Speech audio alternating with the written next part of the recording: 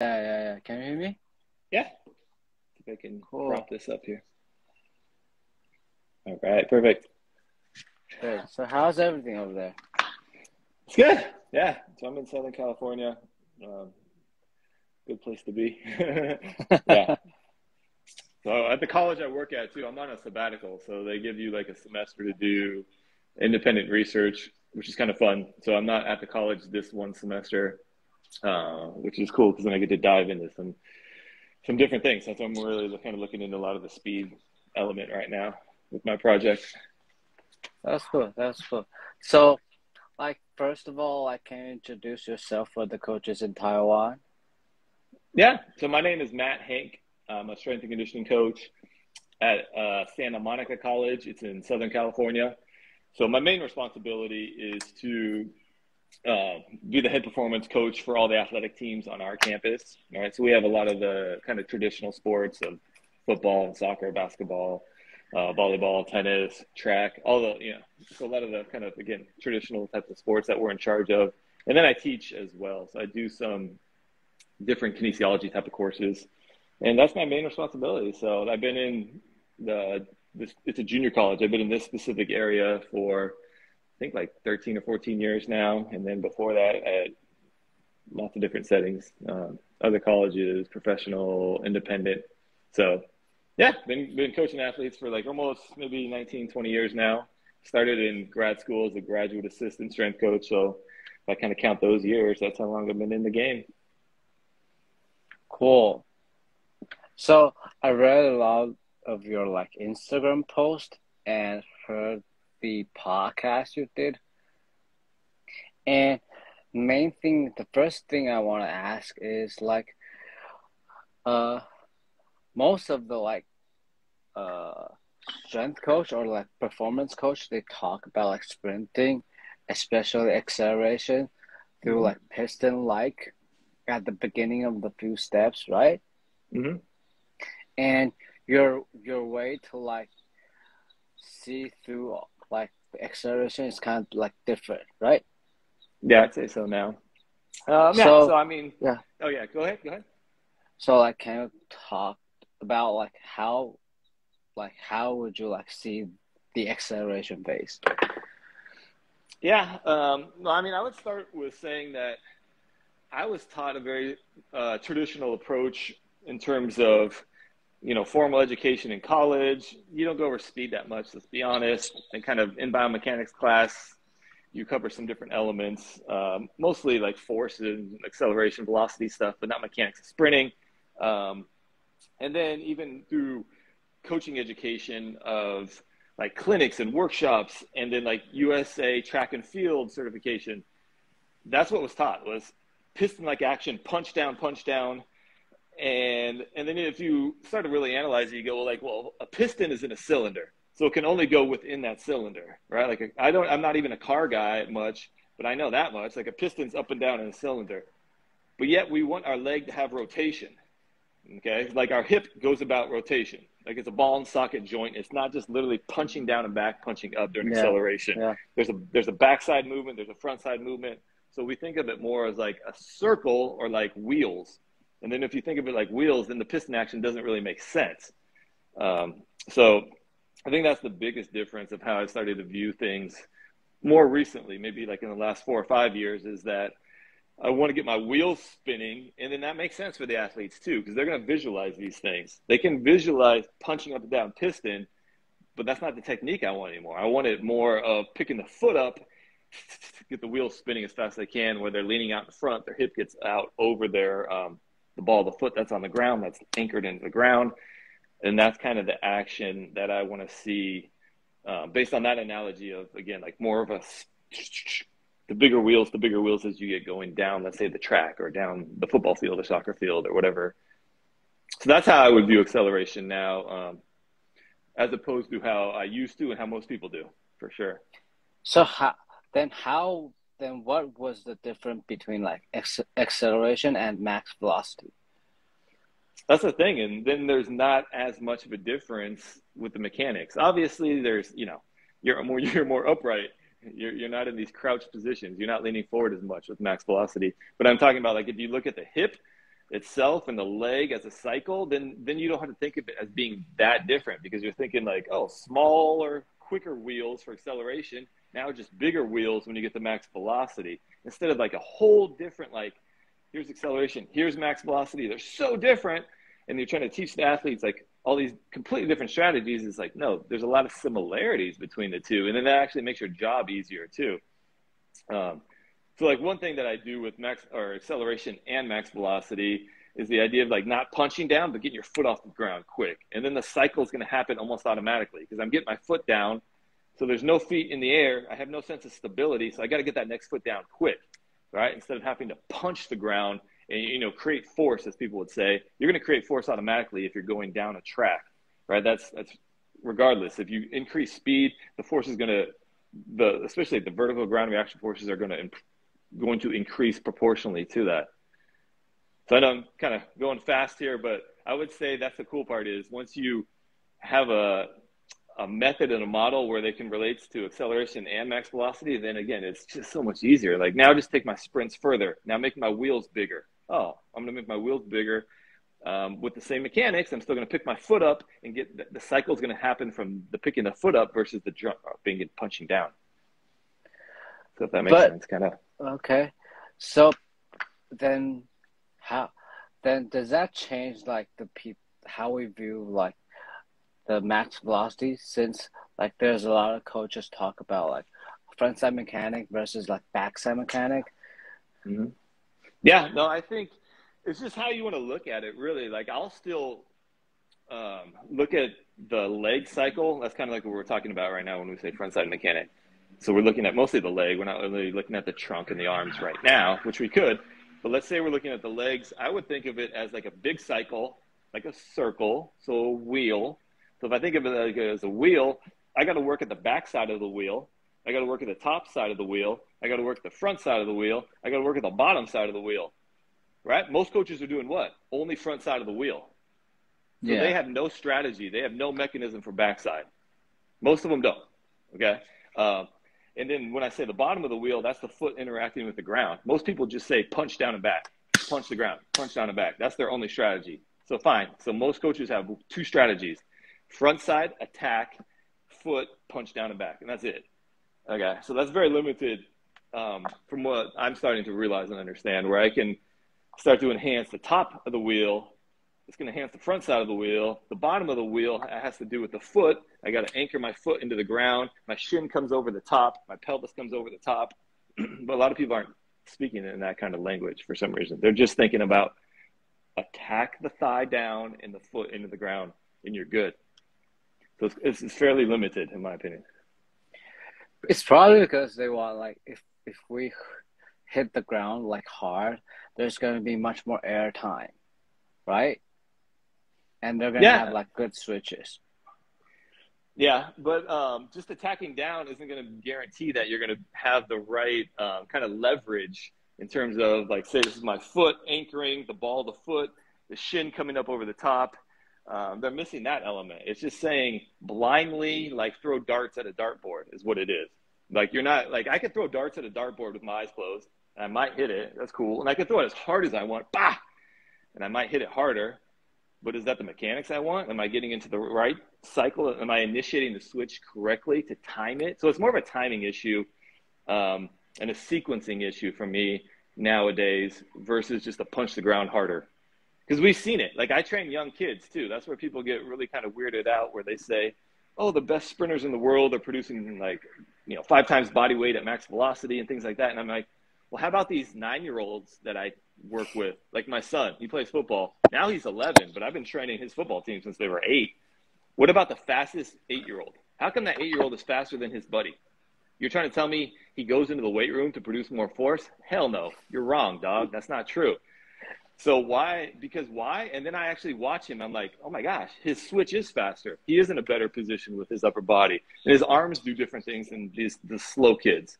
And then I'm like, oh, what do you know? Let's look at Christian Coleman, and let's look at Jacobs. And, oh, they're doing the same things. They're doing things that are different than their slower competitors.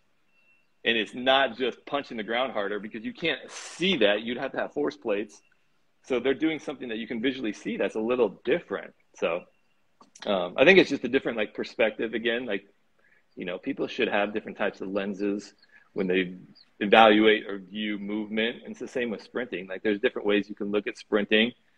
And this is just a different type of way of looking at it. Not so force driven, but about like how quick your switches happen and the timing of the switch and the sequence of if the switch leads to the foot hitting here, where's the rest of your body when your foot hits? Is it behind or is it in front of the leg on the switch?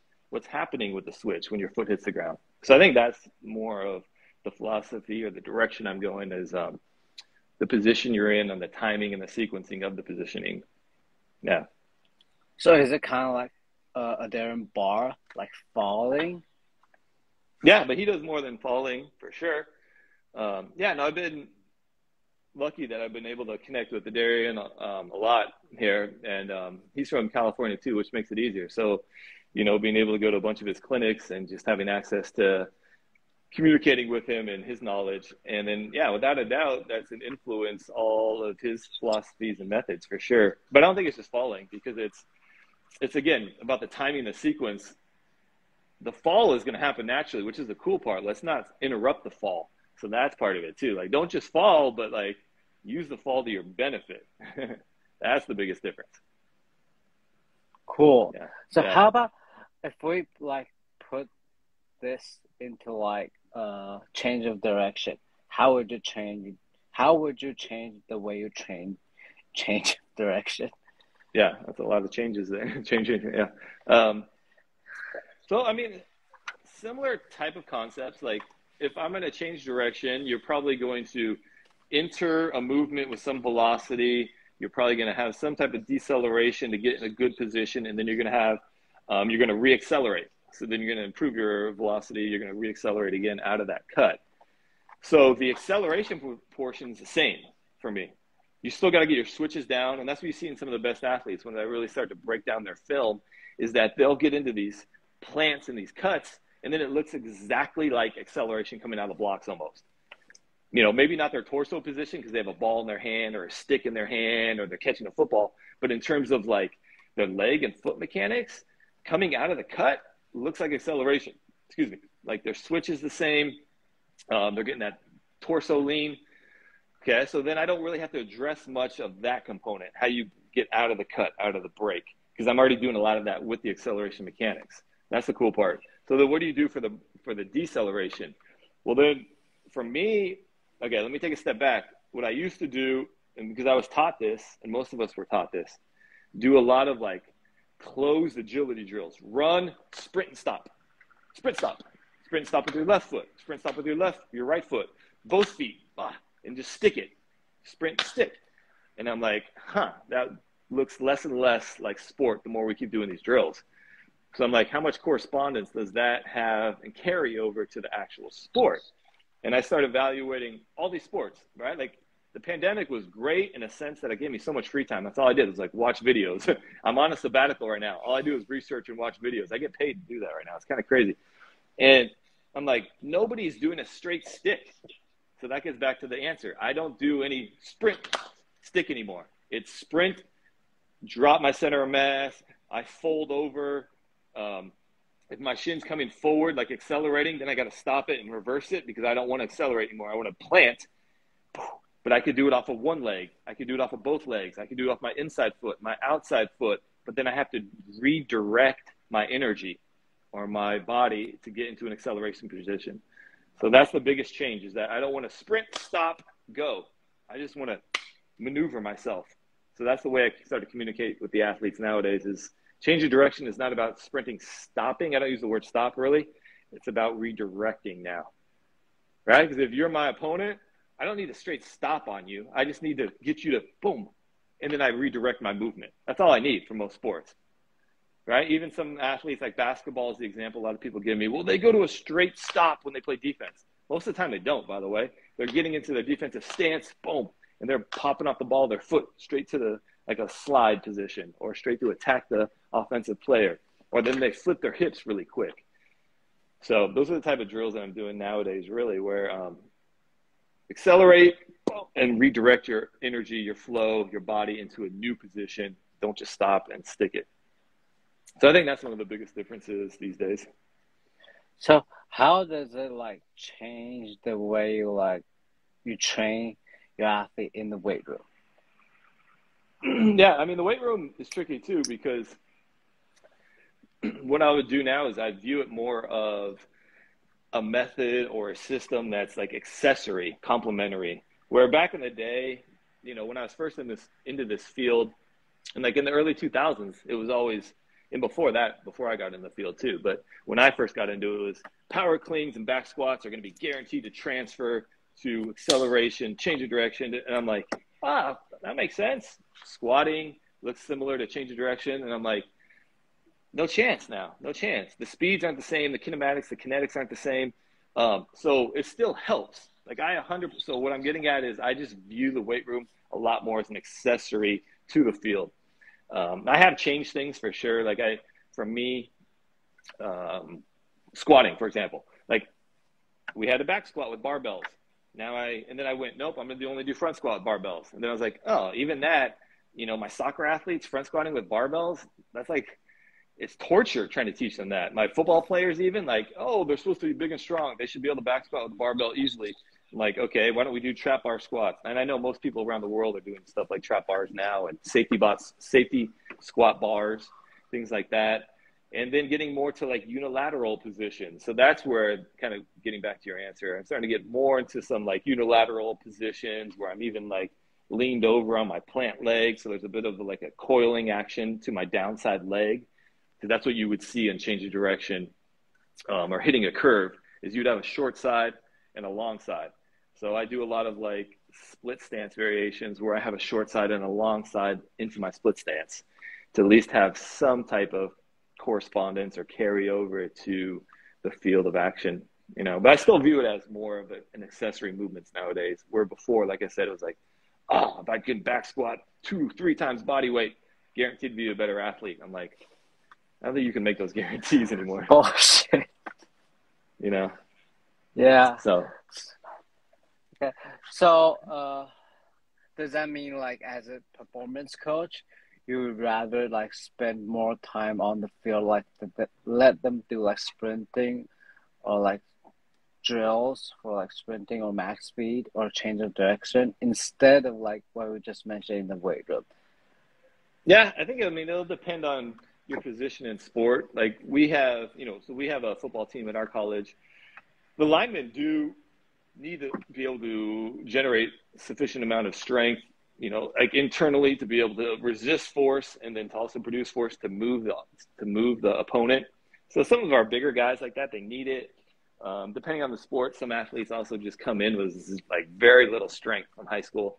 So I wouldn't want to take away a ton, but I might, shift more of my emphasis nowadays to being on the field and movement and flow of movement and mechanics and timing and sequencing of your acceleration and your max velocity. Yeah, that'd be ideal for me now. It would be to shift some of the proportion of lifting to on-field movement, But again, like I said, it'll depend for sure, because we're a junior college, so we get, mostly like 18, 19, 20, 21-year-olds. And there's definitely a lot of them that like didn't lift much in high school or very little. So they still need an element of strength to just be able to like stay on the court or stay on the field, to be honest with you, since they're going up against like grown men and women now. So it's like a balance still. Yeah. But if I had it my way, I would definitely start to get more and more of the overall training shifted to on-field speed, agility, change of direction, for sure. Cool. So if you view the acceleration phase like different, like then what are your thoughts on like training like triple extension?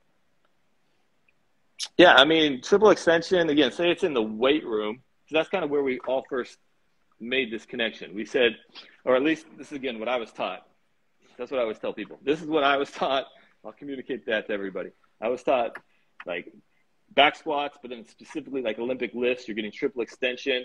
So that has to carry over to things like jumping, acceleration, because you triple extend. And then people would take these photos, boop, right when you triple extend in an Olympic lift, like a power clean, and then they would take a photo of somebody coming out of the blocks and like, oh, it looks exactly the same. And I'm like, not even close anymore. It's literally not. Like first of all, Olympic weightlifters, if triple extension happens, it's a result, not an intention. Like, why would they want to stay in the air longer with 200 kilos in their hand? That's crazy. Makes zero sense. Let me just fully extend and get higher and higher. No, like, get under the bar. That's what you'd want to do. Same thing if you're a sprinter. Why would you want to get long, lengthen out, and just chill and hang out there in this triple extended position to take a beautiful photo? Look at, I'm in this beautifully triple extended position. But bro, you're slow, your timing's off, your switches are off. You're not in a good position to hit your next 2 steps. Yeah, your first step looks really cool on Instagram, but your next 3 steps are trash, right? Because you're out of position. So we don't teach triple extension on-field performance or on-court performance in terms of like our sprinting or change of direction. It's more of get off the ground. So when they try to get off the ground quick, the triple extension really doesn't happen. Or if it did, it's not directly implied. That's the main difference. Like back in the day, it was jump out of your start to fully triple extend. Now it's like, hey, if you're extending, your leg might almost get into full extension maybe, but that's not your intention. Your intention is to get off the ground quick, to get off the blocks quick, to get into your cycle quicker. So hopefully that makes sense. It's like it might happen, but we're not going to train it intentionally on the field. In the weight room, yeah, you're going to we'll do squats still, and like I said, and we'll still do power development exercises. So they will get into a fully extended position, but it's not emphasized the way that I used to by any means with the athletes. So then how would you train like get off the ground fast? Yeah, so to get off the ground fast, it's about manipulating your body, right? So like say you're in a 2-point stance for any athlete, really, like because we train, soccer, basketball, volleyball, football players with 2-point stance starts, like one foot's in front of the other, sprint drills. So that front foot, you got to drop the shin down, boop. You got to have the hips come over the top, the torso leaning forward. That back foot's got to pop up, start your cycle. That's it. It's easy. That's all it is. that back foot cycles quick, boom, it hits the ground, then your front foot picks up, and then your wheels spin. That's the difference.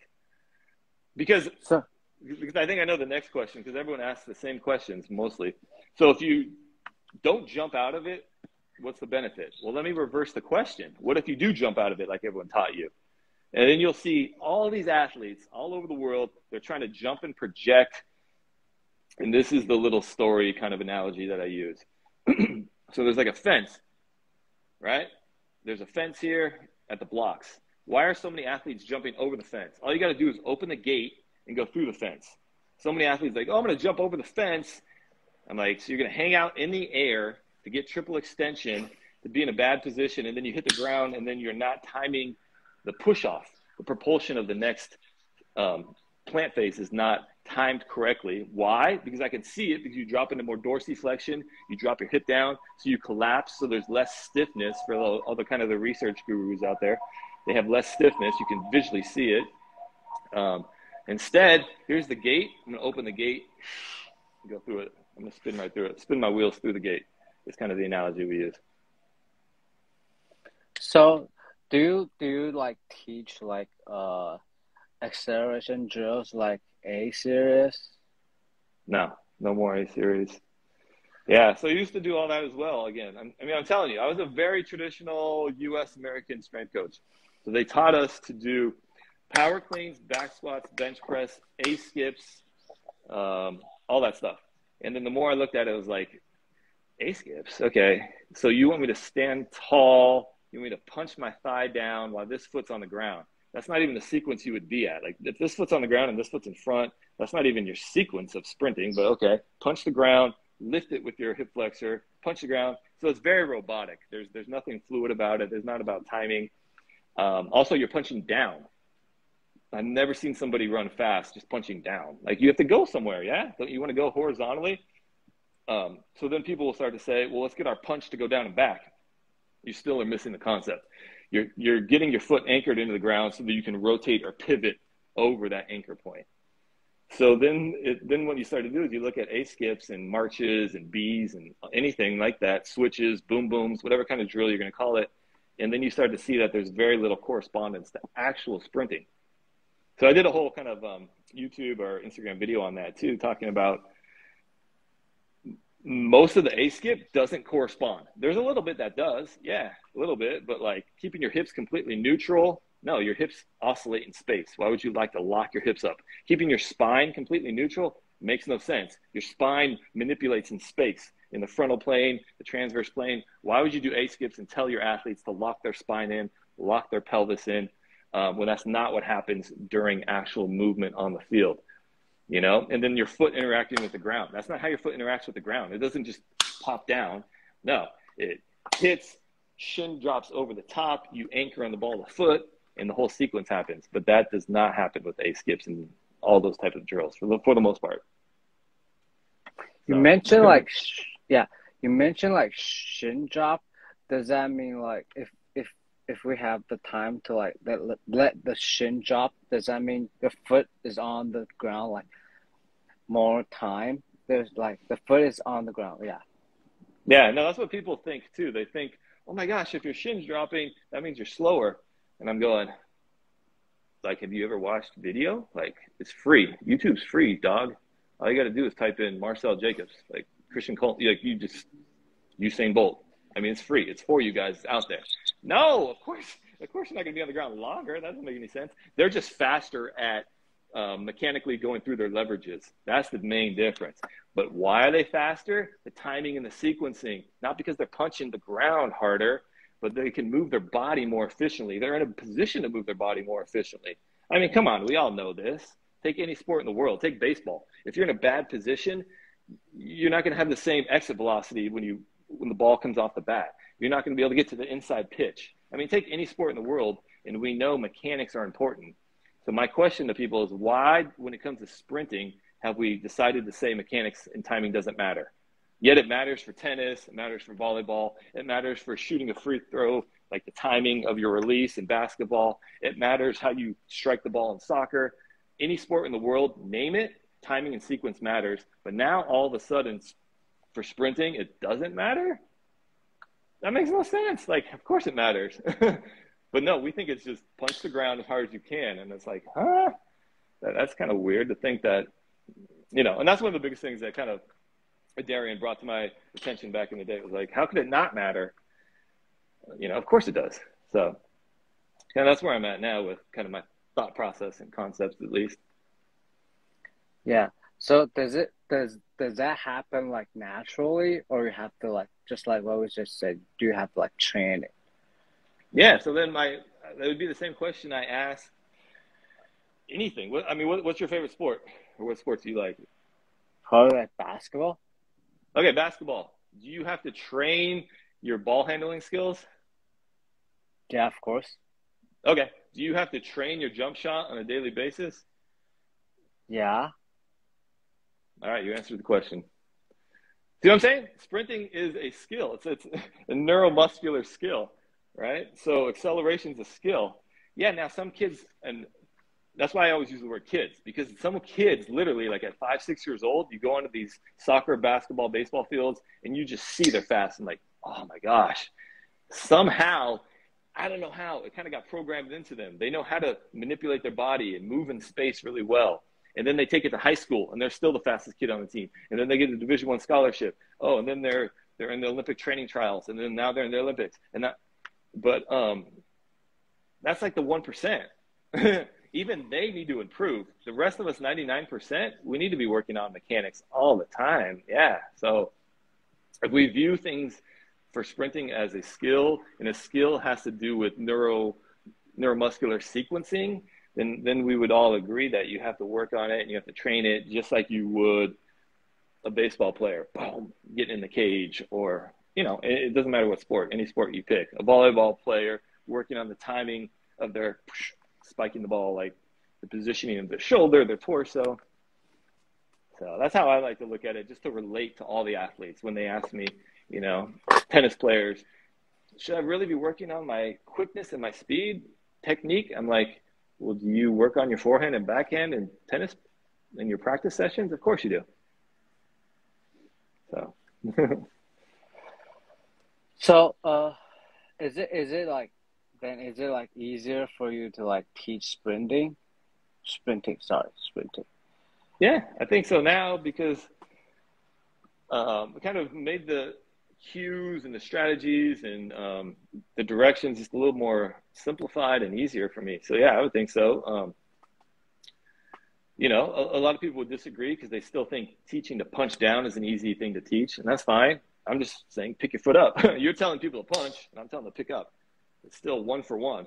I'm not really like doing extra coaching or cueing. You know, so, and then there's different drills that I'll use, but I usually go right into a lot of like the speed itself instead of doing lots of drills, to be honest. So if I've already eliminated, like I don't do all the A's and the B's and the C's and the switches and the boom booms and the da-da-da. I don't do a lot of those drills anymore. We just get into sprinting, and then I can manipulate the intensity. This is research, by the way. There's plenty of research on this. I can manipulate the intensity based on the distance they cover. So if they only cover 5 yards, bam, barely 60% at most of max velocity. Now I go further. They're higher into their max velocity percentages, so they're at a higher speed. So that's how I can manipulate what type of intensity of the drill. And then I can manipulate some type of constraint. I could worry about shin drop. I could worry about getting low, or I could worry about arm mechanics. But I'll do it while they're doing the skill, not completely separated from the skill, like by doing drills. So the context is not exactly the same. So I try to get them close as I can to the context. And it's not sport-specific training. I'm just getting into the context of whatever skill that we're trying to work on. Cool. So go back to like speed and to like top end speed. Is it like you mentioned like lift the leg like faster, right? It's part of it. It's just getting the foot off the ground. Yeah. So instead of like punching down, lift the foot faster. Does it mean like you're gonna drop, let gravity do his thing? I mean, no, gravity always comes into play. It's there no matter what. So gravity will always be there. So we don't need to use that as a crutch to be our whole mechanism by any means. So that like gravity will be there, but it's how can I increase the cycle, like my wheels? How can I get my wheels to spin faster? So again, that's where I come back to, and I ask people, what are you going to do to increase? So there's a lot of research like thigh angular acceleration, which is just essentially your thigh moving through space, right? Fast, right? It's a rotary component, like how much torque and how fast you can produce that torque for your thigh. So my question would be to people like, how do you do that? How do you train that? And it's like, oh, we'll punch the leg down quicker. And I'm like, that's all you got? What about the backside? How do you get the leg to snap quicker? What about the top side? And then I'm like, excuse me. And then what about like, again, the foot interacting with the ground? That's a super important element there, right? And that's how you're going to cover distance. Your foot's on the ground. What are you going to do when your foot's on the ground? It's very important. So I think it kind of all plays together, different parts of the wheel to enhance the speed of the wheel.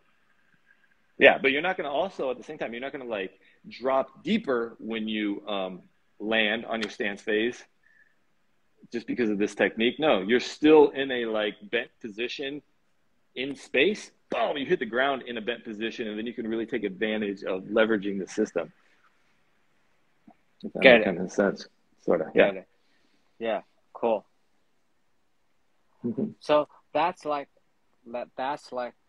all the question I have for today. Okay. So appreciate for the time, man. Yeah, cool. Yeah, let me know. You got other questions, reach out. Still posting stuff, obviously, on social media while I have this sabbatical. I got free time, so. So if there's like coaches are interested in what we are talking today, where can they reach out to you? Yeah, so I mean, I've had a website for a while that I've used to put different information on. It's just coachmatthank.com. So now I have a few different webinars that I'm putting on there. I make them super affordable just to deliver information to coaches, athletes as well, but they might not find it as applicable as the actual coach would.